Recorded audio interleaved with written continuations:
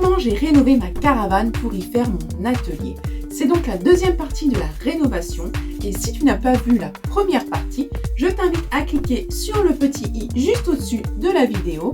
Si tu ne me connais pas encore, je suis Ophélie, anciennement les Créa Doffé. Et oui, je viens de rebaptiser ma chaîne l'Atelier Doffé parce que je suis en cours de création d'une boutique en ligne où tu pourras te faire plaisir très prochainement. Alors si tu souhaites voir des vidéos de DIY, de couture ou encore de décoration, alors abonne-toi à ma chaîne et clique sur la petite cloche afin d'être notifié à chaque nouvelle vidéo. Je t'invite également à mettre un maximum de petits pouces bleus. Comme tu peux le constater, je tourne la vidéo dans la caravane. Elle n'est pas totalement terminée, mais je vais te faire découvrir quelques petits points que je n'ai pas encore montrés dans la première vidéo. Il reste encore pas mal de petits détails à terminer, comme des étagères, de rangement et bien sûr l'électricité. Mais comme dirait le dicton, tout vient à point, à qui c'est attendre. Allez, maintenant c'est parti pour la suite de la rénovation.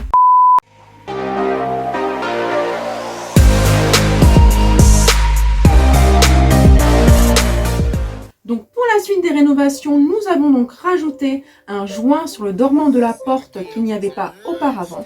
Et on a également terminé de remplacer nos joints cache-vis sur le toit de la caravane et sur le tour pour remplacer les joints qui étaient en mauvais état, ce qui provoquait des infiltrations. Nous avons donc démonté le pare-choc, les phares et les poignées parce que l'eau stagnait à l'intérieur, ce qui provoquait également des infiltrations. Et nous avons tout rebouché les trous avec soit de la mousse expansive ou du joint silicone.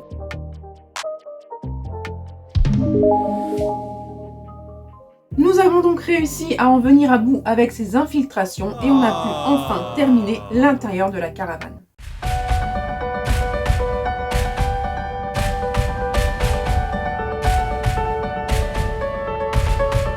Après avoir tout nettoyé et laissé sécher les endroits humides, on a enfin pu coller notre fibre de verre en y mettant 2 couches. Je dirais que le passage de la fibre de verre fut vraiment une partie de rigolade. C'est pas ce que je préfère faire.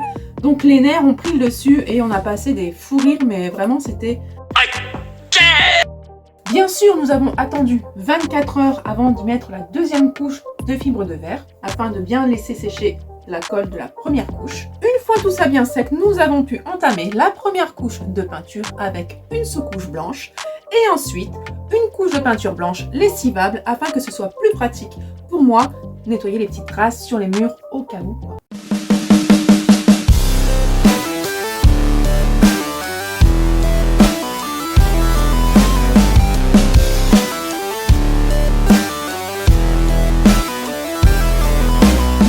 Fournit donc un déshumidificateur afin d'enlever un maximum d'humidité parce que dans une caravane malgré tout il y a toujours de l'humidité. Si tu me suis sur mes autres réseaux sur Instagram et Facebook, tu le sais déjà. Afin de rajouter une petite touche déco perso, j'ai collé des petites tresses en corde de jute tout autour des fenêtres. Parce qu'on va pas se mentir, les joints noirs qu'il y a sur les fenêtres c'est vraiment pas terrible du tout. Mais bon, les petites cordes de jute du coup font très bien l'affaire.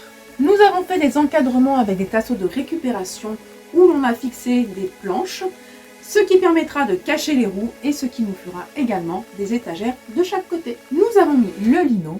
Malgré toutes les mauvaises surprises que l'on a pu avoir tout au long de cette rénovation, cela avance à grands pas et je suis vraiment contente. Ensuite, on a enfin pu installer les plans de travail avec nos gros tasseaux en bois que l'on a récupérés. J'y ai installé une commode que l'on m'a donnée également et que j'ai rénovée déjà il y a très longtemps, où j'y ai rajouté des petites poignées en corde de jute, comme ça cela sera assorti avec les fenêtres et surtout ça coûte rien.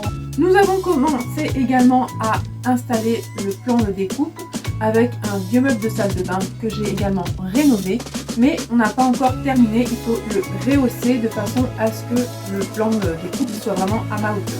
J'ai pu également fixer mon porte-fil que j'ai fabriqué avec des tasseaux de récupération. Il ne nous reste plus donc à mettre des grosses étagères de façon à ce que j'ai un peu plus de rangement. Je vous montrerai donc le résultat vraiment final une fois que l'on aura tout terminé. Donc les étagères, le plan de découpe que l'on aura rehaussé. Je vous montrerai tout ça et vous pouvez également me suivre donc sur Instagram où je publie régulièrement des photos de cette rénovation. J'ai vraiment hâte que cela soit vraiment terminé afin que je puisse me mettre à fond dans mes créations et que vous puissiez vous faire plaisir sur ma boutique en ligne qui sera très prochainement terminée. Oui, je sais, je répète souvent la même chose, mais je préfère vraiment me mettre au point dans tous les détails, même dans les plus petits, afin de pouvoir commencer mes réalisations.